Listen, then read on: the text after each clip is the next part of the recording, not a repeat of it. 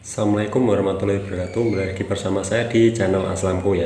Jadi seperti biasa saya ingin berbagi informasi seputar asam lambung Kartanjeti ya buat teman-teman semuanya. Dan bagaimana kabar kalian? Semoga kalian tambah sehat, saya juga tambah sehat. Kita sama-sama menuju ke sembuh total gitu ya. Jadi buat teman-teman mungkin yang belum subscribe ya channel ini, silahkan subscribe dulu di bawah ini ya. Ada tulisan subscribe warna merah, tolong dipencet sampai berubah menjadi warna abu-abu. Karena subscribe itu gratis, tidak dipungut biaya spesial pun ya. Jadi tinggal subscribe, silahkan subscribe dan silahkan dukung channel ini itu ya. Jadi seperti biasa saya ingin berbagi informasi seputar asam lambung Kartanjeti ya. Khususnya bagi yang awam, bagi yang baru-baru aja kena itu kan pasti membutuhkan informasi seperti ini atau pencerahan atau apalah yang minimalnya itu bisa membuat kita itu tenang lah mendengar sharing-sharing kayak gini, bener gak ya? Saya dulu juga sama seperti kalian, waktu saya parah-parah sekali saya akhirnya saya tahu di YouTube itu ternyata ada yang buat video-video seperti ini, video-video tentang edukasi, belajar tentang asam lambung Kartanjeti itu bagaimana gitu ya, sharing-sharing gitu ya. Saya dulu suka dengerin itu dan bisa menenangkan ya sejenak ya, bisa menenangkan hati sejenak, jiwa dan pikiran itu juga bisa. Oh iya sama, jadi kita itu nggak merasa sendirian gitu ya. Itu yang saya pokoknya saya upload setiap hari ya kalau ada paket data, kalau nggak punya ya saya nggak upload gitu ya. Jadi ya semoga saja kalian suka dan selalu mengikuti dan kita sama-sama mensupport gitu ya. Kita sama-sama saling menyemangati, sama-sama saling mensupport, sama-sama saling mendoakan juga ya. Jadi gitu, sama-sama saling berbagi informasi juga ya.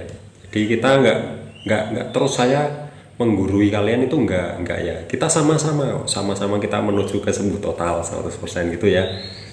Oke, jadi saya ingin membahas tentang susah mengalihkan pikiran ya. Orang yang atau teman-teman kita atau saya lah ya. Saya dulu itu pikirannya wah kacau banget ya. Kacau banget dulu. Ya, waktu awal-awal saya kena itu, entah itu pikiran dari kerjaan, terus penyakit yang nggak sembuh-sembuh, terus belum pikiran yang lainnya ya, pikiran masalah ekonomi, masalah keluarga ya, pokoknya ruwet lah ya, pikiran itu ruwet. Nah itu susah banget ya. Nah di waktu itu saya masih di posisi seperti itu ya, saya memang susah banget dan butuh waktu lama ya untuk bisa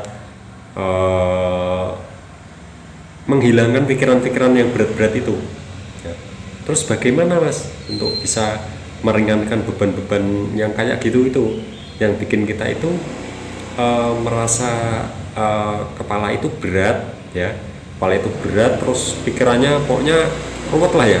Kalian pasti merasakan, yang masih merasakan pasti oh iya mas saya juga gitu.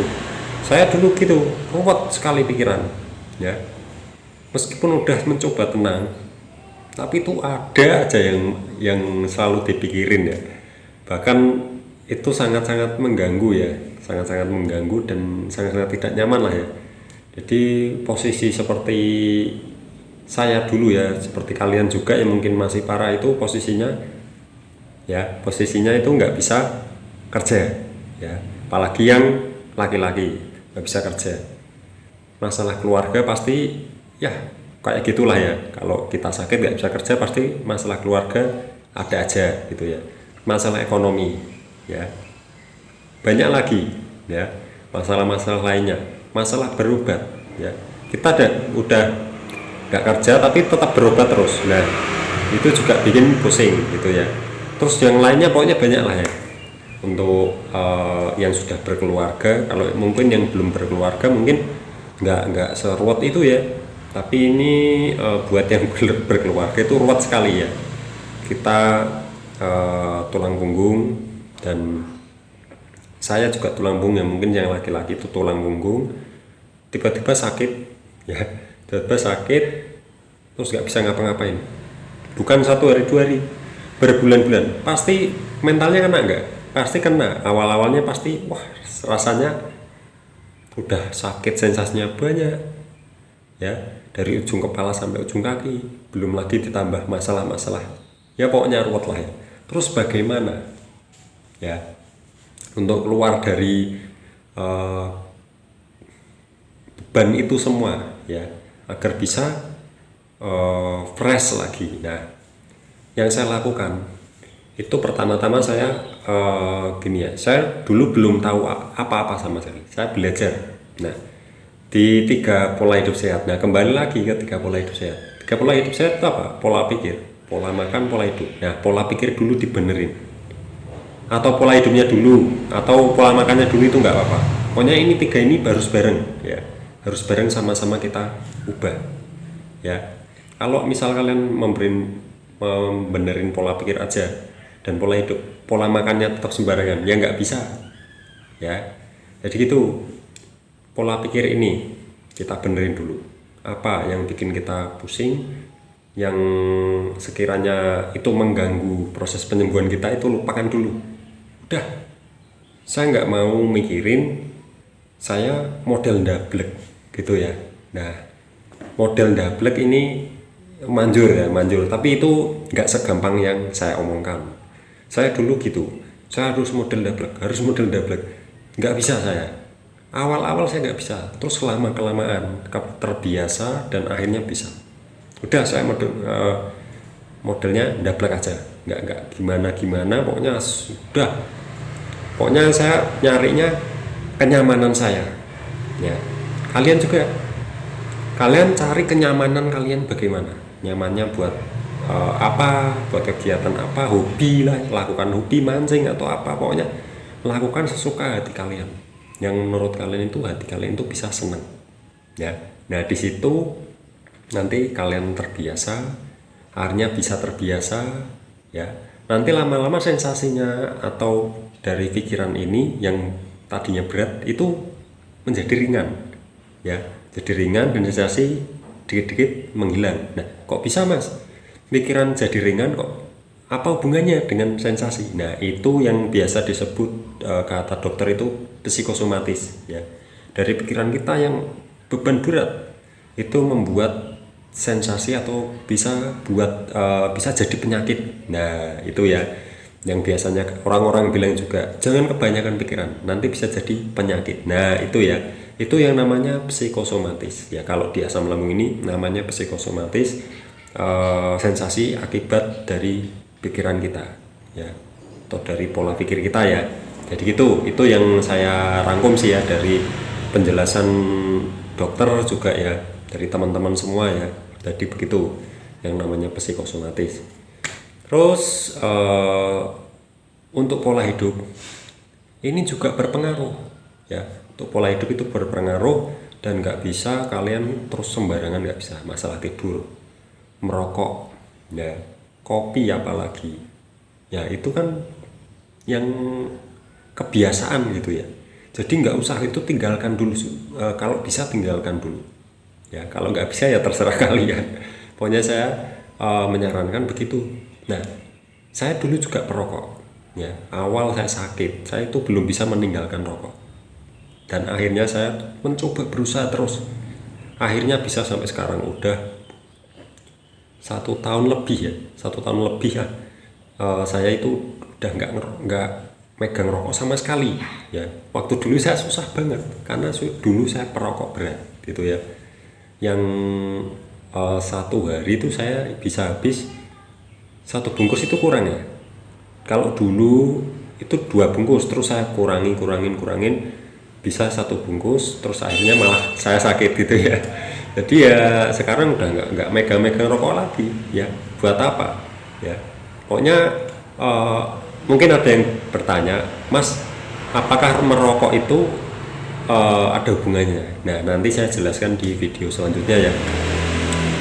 Jadi untuk pola pikir yang susah dikendalikan itu kita sendiri yang bisa ya, kita sendiri. Pokoknya kalian nggak usah mikirin beban yang berat ya. Beban yang berat itu lupakan sejenak, udah, kalau bisa lupakan terus ya.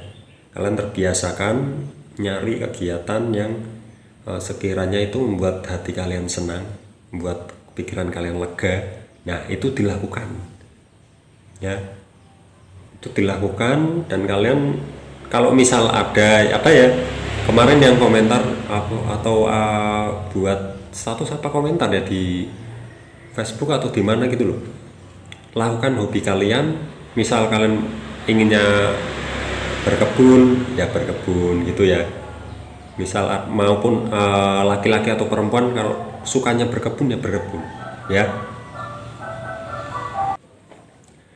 Kalau yang sukanya hobinya mancing ya silahkan mancing gitu, tapi kan kalau mancing biasanya kan fisiknya harus bisa jalan ya, bisa agak udah agak mendingan lah ya. Kalau yang masih parah sih saran saya berkebun aja ya, di situ kan bisa santai. Kalau mancing kan kita harus keluar ya, keluar agak jauh, nah itu yang bikin masalah biasanya ya. Jadi masalah pikiran kita susah untuk dikendalikan, itu tergantung kita sendiri, kita yang bisa mengelola, karena kita itu di kita gitu ya, organ-organ itu yang program itu kita sendiri ya, jadi nggak orang lain.